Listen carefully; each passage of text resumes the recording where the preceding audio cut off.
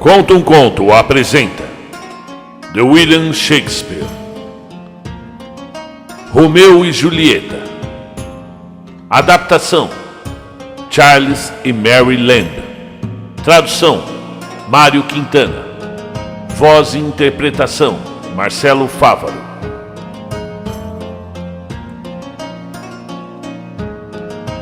As duas principais famílias de Verona eram os ricos Capuletos e os abastados Montecchios.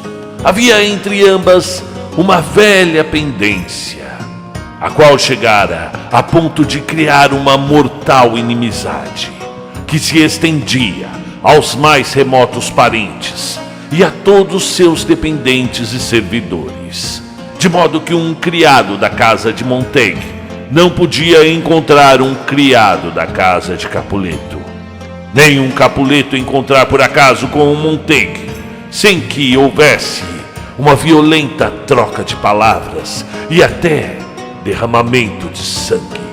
Frequentes eram os conflitos originados por esses encontros casuais, o que perturbava a feliz quietude das ruas de Verona. Um velho senhor Capuleto deu uma grande ceia, para a qual foram convidadas muitas damas formosas e altas personalidades da nobreza. Achavam-se presentes as maiores belezas de Verona, e todos os que chegavam recebiam a melhor acolhida, desde que não pertencessem à casa de Montaigne. A tal festim compareceu também Rosalina, a amada de Romeu, filho do velho senhor Montaigne. Embora fosse perigoso para um Montaigne ser visto naquela reunião, Benvolio, um amigo de Romeu, persuadiu o jovem senhor a comparecer mascarado para ver sua Rosalina e compará-la com algumas escolhidas belezas de Verona, o que, assegurava ele, faria com que Romeu considerasse seu cisne um corvo. Pouca fé tinha Romeu nas palavras de Benvolio. Contudo, por amor a Rosalina, resolveu ir.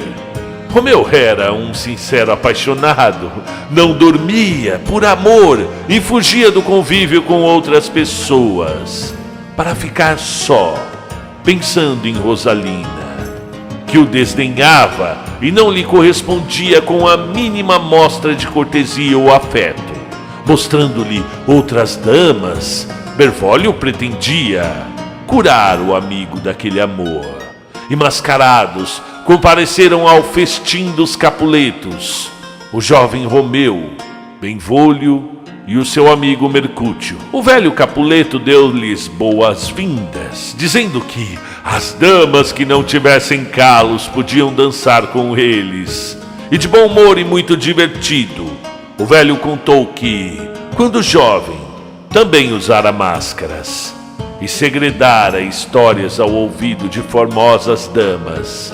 Entrando no salão de baile, Romeu sentiu-se subitamente fulminado pela beleza de uma dama que ali dançava e que parecia ensinar os candelabros a brilhar. Parecia uma rica joia usada por um escravo. Beleza demasiado fina e elevada para este mundo.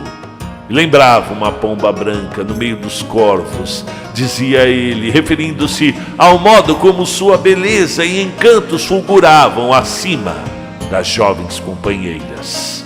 Enquanto desciava tais louvores, foi ouvido por Tibaldo, um sobrinho do senhor Capuleto, que descobriu pela voz que se tratava de Romeu. Altivo e de gênio arrebatado, Tibaldo não pôde tolerar que um Montaigne viesse, coberto por uma máscara, rir-se e escarnecer, como ele dizia, das suas solenidades. Esbravejou e enfureceu-se a ponto de querer matar o jovem Romeu. Mas o seu tio, o velho Capuleto, não consentiu que fizesse tal agressão, não só em atenção aos convidados presentes, como também porque Romeu era um perfeito cavalheiro, sendo louvado por todos os veronenses como um jovem virtuoso e educado, forçado a controlar o seu desejo, Tibaldo jurou que aquele vil Montague pagaria na primeira oportunidade por sua intrusão.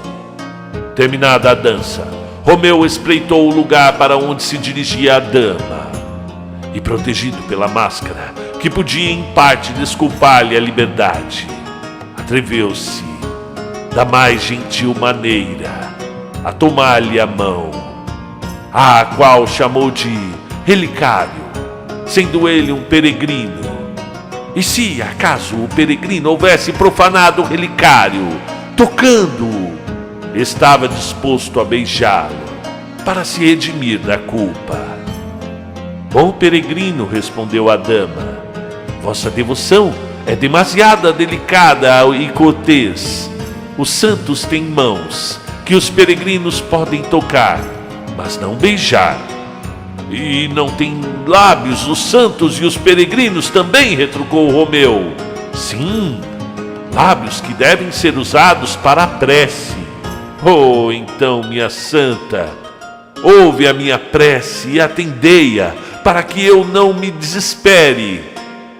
Estavam ambos nessas divagações e amorosas frases, quando a dama foi chamada para junto da mãe, indagando quem era a mãe dela. Romeu descobriu que aquela cuja incomparável beleza o subjugara era a jovem Julieta, a filha e herdeira do senhor Capuleto, o grande inimigo dos Montagues. Viu que, sem saber, entregara o coração ao inimigo. Se isso o perturbou, não o dissuadiu contudo do seu amor. O mesmo desassossego perturbou Julieta quando esta descobriu que aquele com quem estivera conversando era Romeu, um Montague, pois também fora tomada pela súbita e refletida paixão que inspirara Romeu. Parecia-lhe um prodígio o nascimento daquele amor por um inimigo, a quem as considerações de família deviam induzir a detestar. Pela meia-noite, Romeu partiu com seus companheiros, mas estes logo o perderam de vista, pois Romeu, não podendo estar longe da casa onde deixara o coração, escalara o muro do pomar que havia nos fundos do solar de Julieta. Não fazia muito que ali se achava, cogitando de seu novo amor, quando Julieta apareceu a uma janela, na qual a sua beleza surgia como a luz do sol no oriente, e a lua, que iluminava debilmente o pomar, pareceu a Romeu enferma e pálida, como que pesarosa do esplendor daquele novo sol. E ao vê-la apoiar o rosto na mão, Romeu desejou ardentemente ser uma luva naquela mão para lhe tocar a face. Julgando-se sozinha, Julieta suspirou profundamente e exclamou: ai de mim, enlevado de escutar-lhe a voz. Romeu pediu baixinho, sem que ela ouvisse: fala de novo, anjo radiante, fala de novo. Tal me pareces tu, acima de minha cabeça, como um alado mensageiro do céu, de quem os mortais guardam distância para melhor contemplar. Ignorando ser ouvida, e cheia da paixão que a aventura daquela noite lhe insuflara, Julieta chamou pelo nome o amado, que ela supunha ausente, claro. Romeu, Romeu, onde estás, Romeu? Renega teu pai e abjura teu nome, por amor. Ou, se não quiseres, sê apenas meu sagrado amor, e não serei mais uma Capuleto. Ouvindo tal coisa, Romeu sentiu-se tentado a falar, mas não o fez, devido ao desejo de ouvir mais. Falando para si mesma, ela exprobrou Romeu por ser um Montague e desejou que ele tivesse outro nome, ou daquele se desfizesse. E em troca do nome, que não era parte de si mesmo, ele ganharia toda a sua Julieta. E diante dessa declaração, Romeu não se conteve, e abrindo o diálogo como se as palavras de Julieta fossem dirigidas pessoalmente a ele, e não a ela própria. Respondeu-lhe que o chamasse então de amor, ou de qualquer outro nome que lhe aprovesse, pois não seria mais Romeu, se este nome não fosse de seu agrado. E alarmada por ouvir uma voz de homem no jardim, Julieta não atinou a princípio quem seria aquele que, oculto na escuridão da noite, surpreendera o seu segredo. Mas, quando ele falou, tão sutil é o ouvido de quem ama, que Julieta logo descobriu que se tratava do jovem Romeu. Censurou-o pelo perigo a que se expunha galgando os muros da casa e alertou que, se algum parente dela ali o encontrasse, imediatamente o mataria, por ser um Montecchio. Ah, pobre de mim, disse Romeu, há mais perigo nos teus olhos do que em 20 espadas.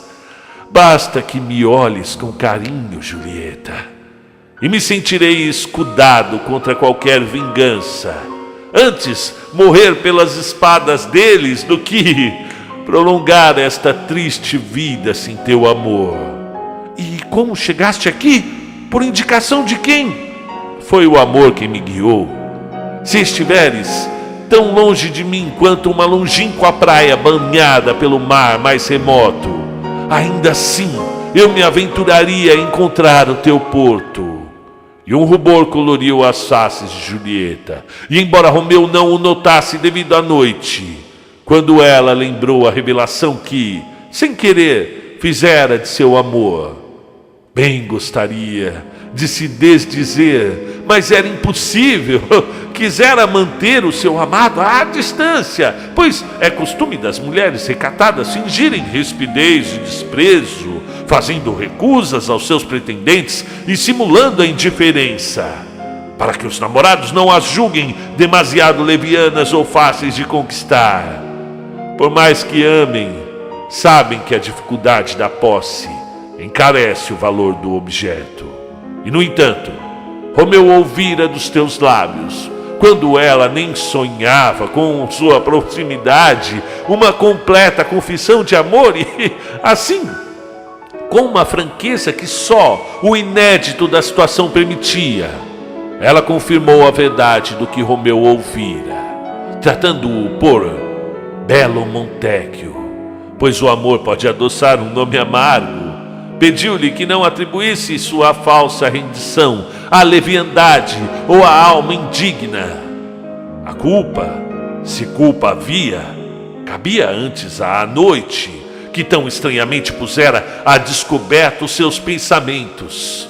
E embora seu procedimento para com ele não fosse muito prudente, segundo os costumes do seu sexo, ela se mostraria mais verdadeira do que muitas, cuja a prudência era de simulação e o recato não passava de um ardil. Começava Romeu a invocar o céu como testemunha de que estava longe de seu pensamento imputar a mais leve sombra de desonra a uma dama tão alta, quando ela o interrompeu, pedindo-lhe que nada jurasse. Embora se sentisse feliz por havê-lo encontrado, só a inquietude lhe causava o compromisso daquela noite. Fora demasiado precipitado, demasiado súbito e imprevisto. E como Romeu insistisse para trocarem um juramento de amor naquela noite, ela disse que já o fizera antes que ele pedisse, referindo-se à confissão que Romeu às ocultas surpreendera. E, no entanto, logo desejaria retratar-se do que dissera, só pelo prazer de confessar seu amor de novo, pois sua bondade era infinita como o mar, e o seu amor igualmente profundo. Desse diálogo de amor veio arrancá-la a velha aia, que com ela dormia, dizendo que eram horas de ir para a cama, pois estava próximo o raiar do dia. E antes de se retirar, Julieta murmurou apressadamente mais algumas palavras a Romeu. Disse que, se o amor dele era honrado e tinha como propósito o casamento, ela lhe mandaria no dia seguinte um mensageiro para marcarem a data da cerimônia. E a partir de então, poria todo o seu destino aos pés dele e o seguiria como a um senhor pelo mundo. E enquanto combinavam essa união, Julieta era repetidamente chamada pela aia. Várias vezes retirou-se e voltou, pois tanto lhe custava separar-se de Romeu quanto a uma menina do seu passarinho, ao qual solta por um momento da mão e novamente retém por um fio de seda. A Romeu igualmente doía a separação, pois a mais doce música para os namorados é o som da voz amada à noite. Quando afinal se separaram, desejaram-se mutuamente um sono suave e um doce repouso. Raiava o dia quando se separaram, e Romeu, ainda excitado com o feliz encontro, logo viu que seria impossível dormir, e em vez de ir para casa, dirigiu-se a um mosteiro próximo, a fim de falar com Frei Lourenço. O bom monge, já entregue às suas devoções, ao ver o jovem Romeu em hora tão matinal, acertadamente concluiu que este ainda não dormira e que alguma aventura própria da juventude o mantivera em vigília. Acertou ao atribuir a causa daquilo tudo ao amor, mas não quanto ao seu objeto. Imaginava que fora o amor de Rosalina que o impedira de dormir. E quando Romeu revelou a sua incrível paixão por Julieta e rogou ao padre que os casasse naquele mesmo dia, o santo homem ergueu as mãos e o olhar, espantado da súbita mudança nos afetos de Romeu, e fora confidente de seu amor por Rosalina e das suas inúmeras queixas pelo desdém dela, e falou que o amor dos jovens não reside no coração, mas nos olhos. Romeu replicou, lembrando que o próprio frade muitas vezes o censurava por amar Rosalina quando esta não lhe retribuía o sentimento, e acrescentou que Julieta não só era amada, como também o amava.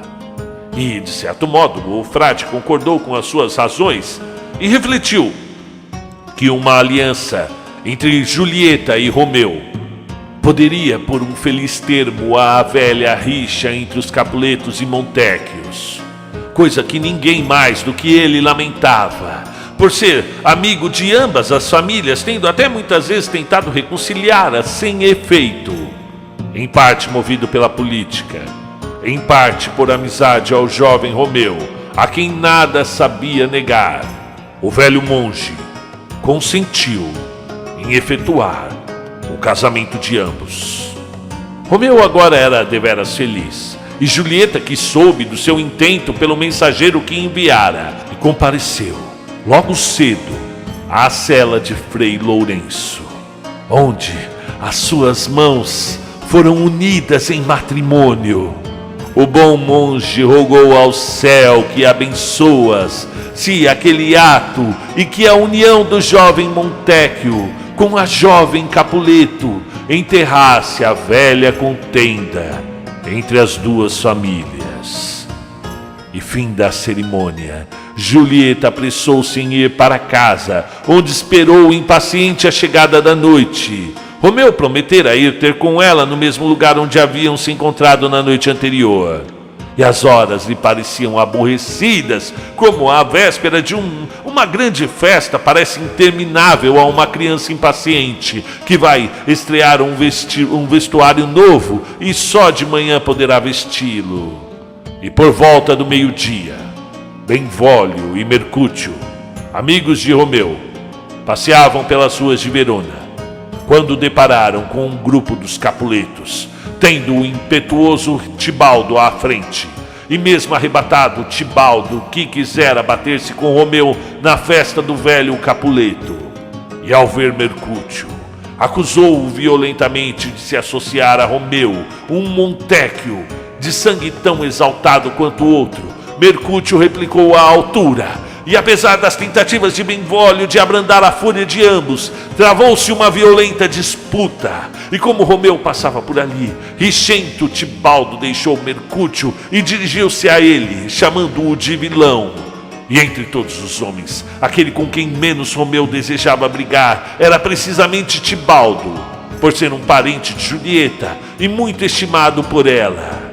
E além disso, o jovem Montecchio, com sua índole ponderada e amável, nunca tomara parte ativa na querela entre as famílias, e agora o nome de Capuleto, por lembrá-lo da amada, parecia-lhe mais um encanto para alienar os sentimentos do que uma senha para estar o ódio. E assim tentou entender-se com Tibaldo, a quem chamou gentilmente de Bom Capuleto, como se, embora fosse um Montecchio, sentisse um prazer secreto em dizer tal nome. Mas Tibaldo, que odiava a todos os Montecchios como odiava ao inferno, não quis ouvi-lo e puxou a espada. Desconhecendo o secreto motivo de Romeu para desejar a paz, Mercúcio considerou a atitude do amigo uma desonrosa submissão, e então com duras palavras incitou Tibaldo a continuar a querela que antes havia encetado, e bateram-se em duelo. Um duelo terrível, e Mercúcio caiu, mortalmente ferido. Enquanto Romeu e Benvolio tentavam em vão separar os combatentes. Morto Mercúcio, Romeu não pôde conter-se e devolveu o injurioso tratamento de vilão que lhe dera Tibaldo. E mais um duelo, e Tibaldo foi morto por Romeu. Tendo a fatal rixa travado no centro de Verona, bem ao meio-dia, e logo se juntou ali uma enorme multidão, no meio da qual se achavam os velhos senhores Capuleto e Montecchio com suas esposas, e pouco depois chegou o próprio príncipe que, sendo parente do falecido Mercúcio e tendo a paz do seu governo tantas vezes perturbada pelas querelas entre os Montecchios e Capuletos, vinha disposto o príncipe a aplicar severamente a lei. E Benvolio, que fora testemunha ocular do fato, recebeu ordem do príncipe para relatar a rixa, o que ele fez cingindo-se à verdade o mais possível, sem comprometer Romeu e atenuando a participação dos amigos. E a senhora Capuleto, cujo pesar pela perda de Tibaldo não opunha limite aos seus sentimentos de vingança, exortou o príncipe a proceder rigorosamente contra o assassino, sem dar atenção ao depoimento de Benvolio, que, sendo amigo de Romeu e um Montecchio, falava com parcialidade, e pôs-se então a vociferar contra o próprio genro, ignorando que Romeu agora fosse esposo de Julieta. E por outro lado, a senhora Montecchio pleiteava pela vida do filho, argumentando com razão que Romeu nada fizera passível de castigo ao tirar a vida de Tibaldo, o qual já se achava sobre a alçada da lei pelo assassinato de Mercúcio. Insensível às apaixonadas exclamações das duas mulheres, e após detidos os exames dos fatos, o príncipe pronunciou sua sentença, banindo Romeu de Verona. Tristes novas para Julieta, esposa há tão poucas horas, e por tal sentença divorciada para sempre. Ao saber dos fatos, primeiro deu expansão à cólera contra Romeu, por ter matado seu caro primo. Chamou-o de belo tirano, de anjo diabólico, pombo de rapina, coração de serpente sob a mais bela aparência, e outros nomes contraditórios que bem refletiam a luta que se travava em seu espírito entre o amor e o ressentimento. E afinal, o amor venceu. As lágrimas que derramava por Romeu matar o seu primo mudaram-se para lágrimas de alegria por ele estar vivo, o seu esposo, a quem Tibaldo quisera matar. E brotaram-lhe depois novas lágrimas, essas de dor pelo banimento de Romeu, e para ela o fato mais terrível do que a própria morte de 1000 Tibaldos. E após o duelo, Romeu refugiou-se na cela de Frei Lourenço, onde foi informado da sentença do príncipe, que lhe pareceu muito mais terrível do que a morte, Parecia-lhe que não havia um mundo além dos muros de Verona, nem vida fora da vista de Julieta. E o céu era onde Julieta vivia. E todo o resto lhe parecia purgatório, tortura e inferno. E tentava o bom monge incutir-lhe o consolo da filosofia, mas o desvairado jovem nada queria ouvir, e como um louco puxava os cabelos e jogava-se de comprido no chão para, como dizia, tirar a medida de sua cova. Arrancou-o do desespero uma mensagem de sua querida senhora, que o reanimou. E então o padre censurou-o pela fraqueza pouco varonil que ele demonstrava. Matara Atibaldo, mas queria também matar-se a si mesmo, matar sua querida senhora, que só da vida dele vivia. A lei fora benevolente com ele, em vez da pena de morte em que incorrera, condenara-o pela boca do príncipe a um simples banimento. Matara Tibaldo, mas Tibaldo quisera matá-lo antes. Havia certa felicidade em tal fato. Julieta estava viva e, contra todas as esperanças, tornara-se sua esposa. E ele era, portanto, o mais feliz possível. Em seu desespero, porém, Romeu não reconhecia nenhuma dessas bênçãos, como a chamava o monge. E depois que Romeu se acalmou um pouco, o frei Lourenço aconselhou-o a ir naquela noite despedir-se secretamente de Julieta, e em seguida partiria para Mântua, onde devia permanecer até o frade encontrar ocasião propícia para tornar público seu casamento, o que seria um feliz meio de reconciliar as duas famílias. E não havia dúvidas de que, então, o príncipe estaria inclinado a perdoá-lo, e que a alegria do seu regresso seria 20 vezes maior do que a mágoa da partida.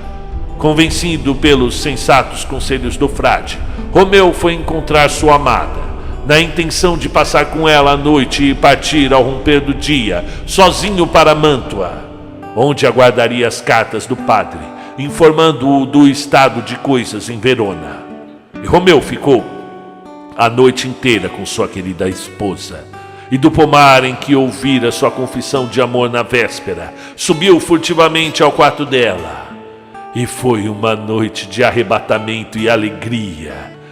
E, no entanto, os prazeres da noite e o júbilo de estarem juntos estavam tão tristemente empanados pela perspectiva da separação e a lembrança dos fatais acontecimentos do dia.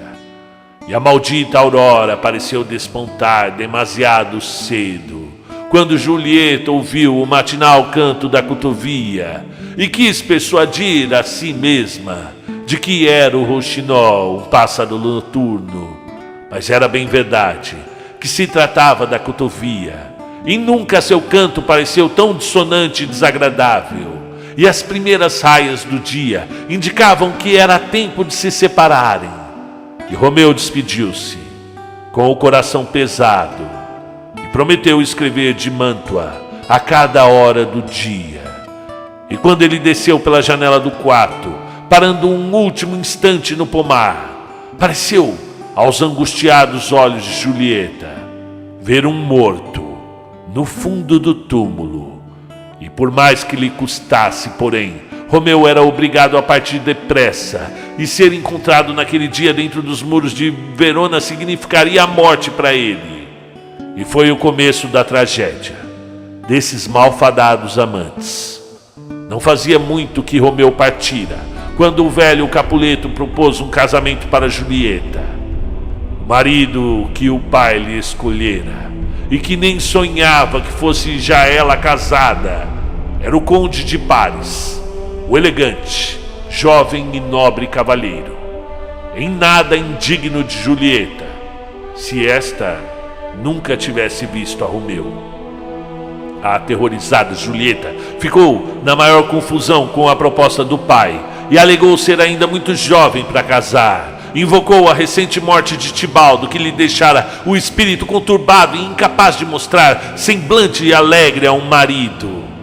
E fez ver que seria indecoroso para os Capuletos celebrar uma festa nupcial, quando mal haviam terminado as solenitudes fúnebres e recorreu a todas as razões contra o casamento, só deixando de lado a verdadeira, que já estava casada. E o velho Capuleto, porém, mostrou-se surdo a todas essas invasivas e ordenou perentoriamente que ela se preparasse, pois na próxima quinta-feira casaria com Paris. Tendo-lhe encontrado um marido rico, jovem e nobre, que as mais altivas moças de Verona alegremente aceitariam, ele não suportava que, por uma afetada timidez, como julgava, Julieta colocasse obstáculos à própria sorte. Desesperada, Julieta apelou a Frei Lourenço, seu eterno conselheiro nos momentos de aflição, e o frade perguntou-lhe se tinha coragem bastante para recorrer a uma solução desesperada, e ela respondeu que preferia ir para o túmulo a se casar com Paris, estando vivo seu querido esposo. Aconselhou-a, então, a voltar para casa, fingir-se alegre e consentir no casamento desejado pelo seu pai. E na noite seguinte, véspera do casamento, ela deveria beber o conteúdo do frasco, que então lhe dera. Aquela beberagem lhe emprestaria, durante 42 horas, todas as características de um cadáver. Quando o noivo fosse procurá-la pela manhã, encontrá-la-ia aparentemente morta. E então, segundo o costume da terra, a transportariam num caixão descoberto, para ser sepultada no jazigo da família. E se conseguisse desprender-se do medo e se submetesse à terrível prova, 42 horas após haver ingerido o líquido, tão certo era o seu efeito, ela acordaria, como de um sonho, e antes do seu despertar, o frade comunicaria tudo a Romeu, que viria à noite e a levaria consigo para Mantua. E o amor por Romeu e o pavor de casar com Paris deram força a Julieta para se submeter a tão terrível prova. E ela guardou o frasco, prometendo seguir as instruções do frade, e de volta do mosteiro encontrou o jovem conde Paris e, dissimulando, prometeu tornar-se sua esposa. Foi uma alegria para Capuleto e a mulher. O velho parecia até remoçado, e Julieta, que tanto o aborrecera por recusar o conde, era de novo sua querida. E com a aproximação das núpcias, toda a casa ficou empolvorosa, e não se pouparam despesas para preparar uma festa como Verona nunca presenciara. E na quarta noite, Julieta preparou-se para ingerir a poção. Suspeitava que o frade, temeroso por havê-la casada com Romeu, dera-lhe veneno, mas logo retrucava a si mesma que ele sempre fora considerado um santo. Temia ainda acordar antes do momento em que Romeu devia vir buscá-la. Quem sabe se o terror do lugar, uma abóbada cheia de ossos dos Capuletos, onde, todo ensanguentado, jazia Tibaldo, não bastaria para fazê-lo enlouquecer. Voltaram-se à memória todas as velhas histórias de espíritos que frequentavam os lugares onde os seus corpos se achavam enterrados, mas logo tornaram a alentá-la o amor por Romeu e a aversão a Paris, e desesperadamente ela bebeu o frasco de um só trago e perdeu os sentidos. E quando o jovem Paris apareceu de manhã cedo com uma música para acordar a noiva, em vez de uma Julieta viva, deparou-se com o funéreo espetáculo de um corpo inanimado.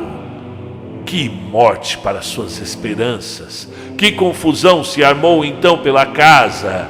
O pobre Paris lamentava a noiva, de quem a hedionda morte o separara, divorciando-os para sempre, antes mesmo de unirem suas mãos. E o mais lamentável, porém, eram os lamentos do casal Capuleto.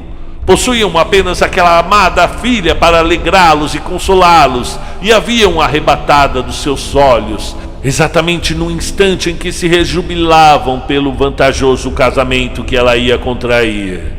e todos os preparativos para as núpcias foram aproveitados no funeral. O banquete de bodas serviu de triste repasto fúnebre, e os hinos nupciais foram transformados em tristes endechas, os festivos instrumentos em melancólicos sinos, e as flores que deviam juncar o caminho trilhado pela noiva serviam agora para adornar o seu cadáver. E em vez de um padre para casá-la, era preciso um padre para enterrá-la. E ela foi, na verdade, levada para a igreja, não para aumentar as esperanças dos vivos, mas para elevar a lúgubre multidão dos mortos. As más notícias voam sempre mais depressa do que as boas. E assim, Romeu soube em Mântua da morte de Julieta, antes da chegada do mensageiro enviado por Frei Lourenço para avisá-lo de que os funerais eram falsos, que tudo fora uma representação de morte e que sua querida jazia no túmulo apenas por pouco tempo, à espera de que ele fosse libertá-la da fúnebre mansão. Momentos antes, ele sentia-se feliz com um sonho que tivera à noite. Sonhara que Julieta o encontrara morto, mas tal vida lhe insuflara com beijos que lhe dera nos lábios e que ele ressuscitara e era um imperador. Quando viu chegar alguém de Verona, presumiu certamente que trazia boas notícias. Mas, ao saber que sua esposa, na verdade, morrera e que jamais poderia ressuscitá-la com beijos, mandou aprestar os cavalos, decidido a partir naquela mesma noite para Verona e ver a sua querida no túmulo.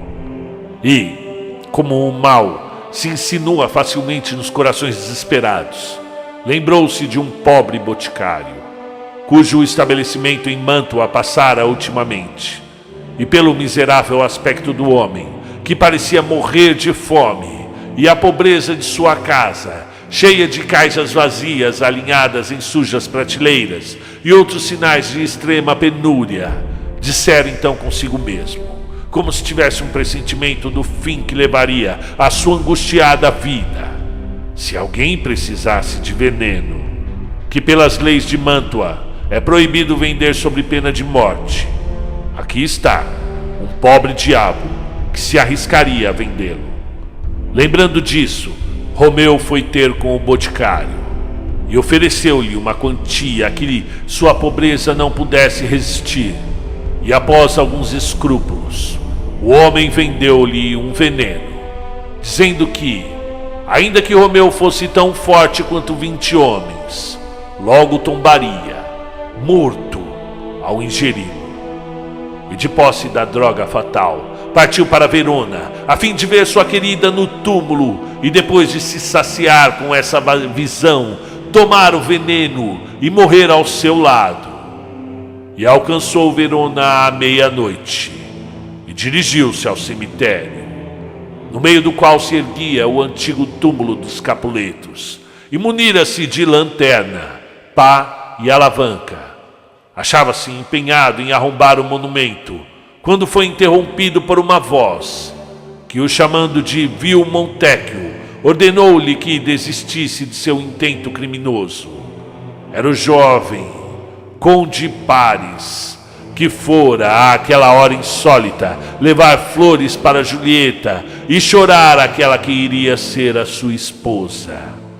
E desconhecia ele que interesse podia ter Romeu pela morta, mas, sabendo um Montecchio, e como o supunha, inimigo mortal dos Capuletos, supôs que ali fora apenas para profanar os cadáveres. E como se tratava de um criminoso sujeito à pena máxima se fosse encontrado dentro dos muros da cidade, Paris quis prendê-lo.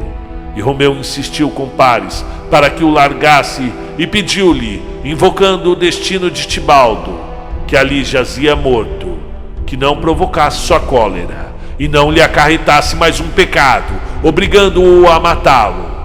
Mas o conde se recusou altaneiramente a ouvi-lo, como a um criminoso, e batendo-se ambos numa luta terrível, Paris tombou sem vida E quando Romeu, com o auxílio de uma luz, resolveu verificar a quem matara e descobriu que se tratava de Paris, apertou a mão do morto, como a de alguém cujo infortúnio fizera companheiro seu, e disse-lhe que o encerraria num túmulo triunfal. Abriu então o túmulo de Julieta, e ali jazia sua amada, e parecia que a morte não tivera o poder para alterar um único traço de sua beleza. Continuava radiante de frescor, tal como adormecer ao ingerir o narcótico. Era como se a morte estivesse enamorada dela e quisesse conservá-la intacta para o seu encanto. E ao seu lado jazia Tibaldo, em sua mortalha ensanguentada, e ao avistá-lo, Romeu pediu perdão, chamando-o de primo, e disse que estava prestes a lhe fazer um favor, matando o seu inimigo. E deu então um derradeiro adeus a Julieta, beijando-a nos lábios, e depois bebeu de um trago o veneno que lhe vendera o boticário, e cuja ação era fatal e verdadeira, não simulada como a poção de Julieta, cujo efeito estava quase a expirar, devendo ela acordar dali a pouco para lamentar que Romeu tivesse chegado demasiado cedo. Chegava a hora na qual o monge prometera que ela acordaria, e o Frei Lourenço, sabendo que as cartas que remetera a Mântua por algum fatal transtorno não haviam chegado ao destino, foi pessoalmente, munido de uma picareta e de uma lanterna, livrar Julieta da sua prisão. E qual não foi sua surpresa ao encontrar o túmulo aberto, espadas e sangue perto dele, e os corpos de Romeu e Paris junto ao ataúde de Julieta. E antes de formular uma conjectura de como se havia dado aqueles fatais acidentes, Julieta despertou, e ao ver o monte ao seu lado, reconheceu o local, e lembrando o motivo pelo qual se achava ali, perguntou por Romeu.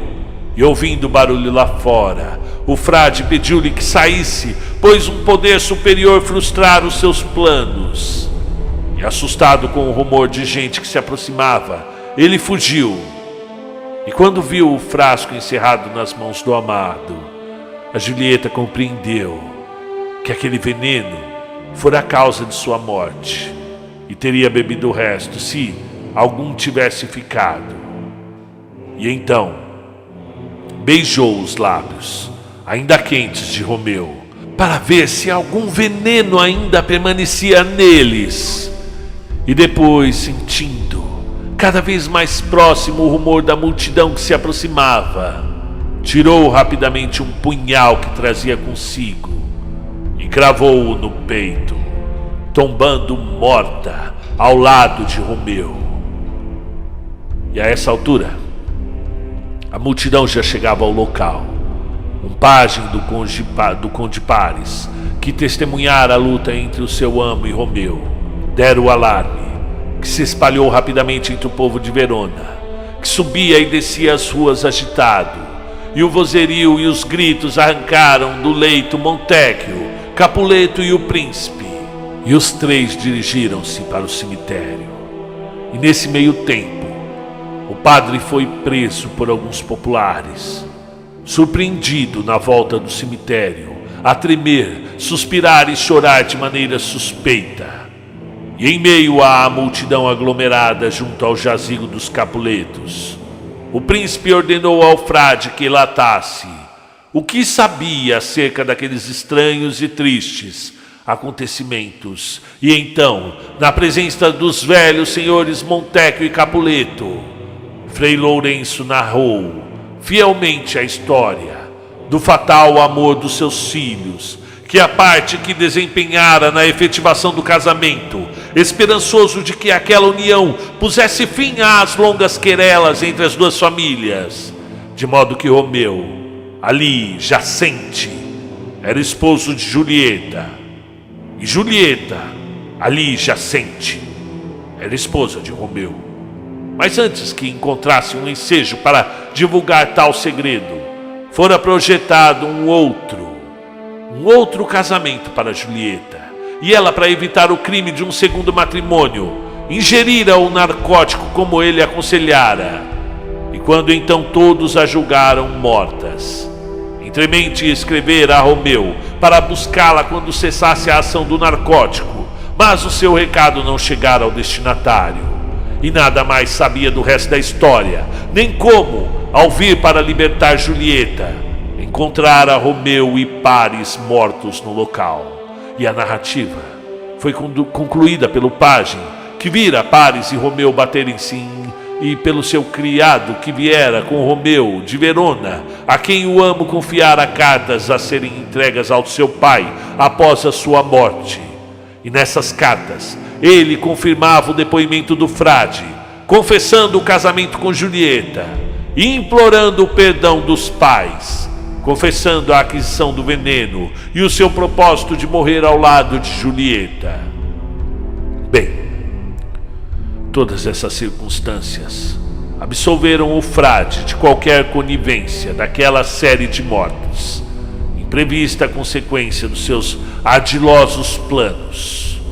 E voltando-se para os velhos senhores Montecchio e Capuleto, o príncipe censurou-os por sua brutal e desarrazoada inimizade, e mostrou-lhe como Deus se servira do amor dos seus filhos para puni-los por seu ódio desnaturado. E os velhos rivais, não mais inimigos, consentiram em sepultar as antigas rixas nos túmulos dos seus filhos.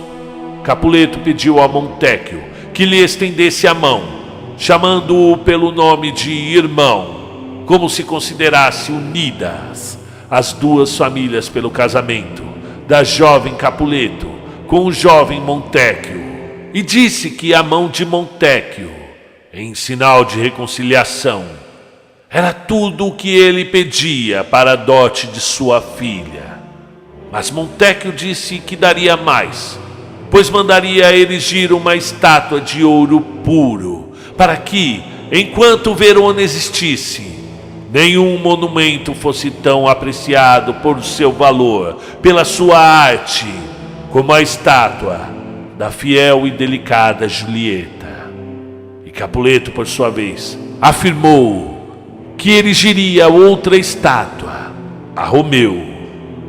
E assim, bem, aqueles pobres anciãos, quando já demasiado tarde, permitiram-se trocar cortesias, e somente a morte dos seus filhos, pobres vítimas, sacrificadas às suas dissensões, pôde extinguir os arraigados ódios e rivalidades das duas nobres famílias. Fim do conto. E assim, você tem uma pequena amostra do que seria a história de Romeu e Julieta, uma adaptação para jovens. Alguns acham essas adaptaçes prejudiciais, pois tira a oportunidade de, na opinião deles, de conhecer o original. Este sim, que a gente sabe que você não lê uma história para saber-lhe o final. Você lê para aproveitar a travessia, como diz Guimarães Rosa, né? O importante são as veredas, né? A travessia. Não importa o final da história aqui, né? Todo mundo sabe, ou quase todo mundo sabe, o final da história. Mas toda a sonoridade da versão original, todas as metáforas, a linguagem riquíssima que a gente encontra quando pega um original do William Shakespeare para ler, realmente perde-se muito numa versão encurtada e adaptada para prosa, a gente já sabendo que ela é escrita originalmente em versos. Então, é claro que não tem comparação, gente. No entanto, para um jovem de 12, 13, 14, 15 anos, está aos poucos absorvendo, tendo contato com a literatura, é sim, na humilde opinião, uma ótima oportunidade de conhecer um pouquinho dessa história. E, gente, se nós formos falar, estamos entrando em junho agora, Dia dos Namorados chegando, se nós formos falar das maiores histórias de amor da literatura universal, você pode consultar qualquer especialista em literatura, todos eles vão colocar Romeu e Julieta entre as 10 maiores histórias de amor, se não em primeiro, né? Eu acho que é a história de amor mais conhecida na literatura universal, de todos os tempos. A gente pode falar de outras aqui também, né? Você tem O Morro dos Ventos Uivantes, você tem Orgulho e Preconceito, da Jane Austen, você tem Amor nos Tempos de Cólera, do Gabriel Garcia, você tem Ana Karenina, do Tolstói. São muitas histórias de amor, né? Você tem o Grande Gatsby, do Fitzgerald. Então tem muita história interessante de amor, o Corcunda de Notre Dame. Mas sempre você vai encontrar esse amor imortal de Romeu e Julieta. O que torna essa história imortal? É engraçado que, acabei de lê-la, toda vez que você for ler novamente Romeu e Julieta, você vai torcer para a história dar certo, mesmo sabendo o final. Eu acho que é esse o magia da história, que toda vez você... Aqui na literatura brasileira você tem Dom Casmurro, para mim é o nosso Romeu e Julieta, né? E engraçado, né, essa coisa do amor literário, ele, quanto mais doído, quanto mais ele não dá certo, né, melhor ele fica, mais bonito fica a história, né? Tem Madame Bovary, uma história de amor, né? Bom, é engraçado isso, né, de você ler e torcer de uma forma inocente e que os dois fiquem juntos, né? Então, Romeu e Julieta está aí uma pequena contribuição. Outros preferem o original. O ideal é que você nunca fique apenas na adaptação. Uma ótima adaptação dos irmãos, né? Traduzida de forma cortês, simpática e genial pelo Mário Quintana. Mas é sempre interessante que você consiga ler o original, seja ele em inglês, caso saiba a língua, ou uma tradução mais fiel possível. Geralmente quem consegue fazer isso é outro grande poeta, né? Você pega, por exemplo, a tradução do Corvo, do Edgar Allan Poe, você perde muito da sonoridade, do Nevermore. Você não consegue encontrar na língua portuguesa uma tradução que conserve toda a riqueza sonora do original do Corvo, do Edgar Allan Poe. Mas você tem aí uns caras de calibres altíssimos que fazem um trabalho muito bom até. Por exemplo, Fernando Pessoa. Fernando Pessoa, ele traduz o Corvo de uma maneira bem legal mesmo, né? O próprio Machado de Assis traduz. E é claro que um deus da literatura, um cara muito grande da literatura, vai usar para descer do seu monte, né, onde ele é cultuado como Machado de Assis, e fazer uma tradução de uma obra. Ele tem que ser muito fã tem que considerar o escritor outro gigante, né? Então você encontra aí o William Shakespeare na sua fase de tragédias, porque faz muito tempo que eu não leio Shakespeare, mas eu lembro que tem uma época que no começo ele escreve comédias, e aí você tem Sonho de uma Noite de Verão, você tem a Megera Domada, e acontece alguma coisa por volta de 1609, não faz muito tempo que eu estudei isso, e que ocorre alguma coisa na vida pessoal dele, e que a partir de então ele começa a escrever as tragédias, como Otelo, como Hamlet, Macbeth e Romeu e Julieta, né? Otelo, outra grande história de amor, né? Então, é isso, pessoal. Um grande abraço a todos e até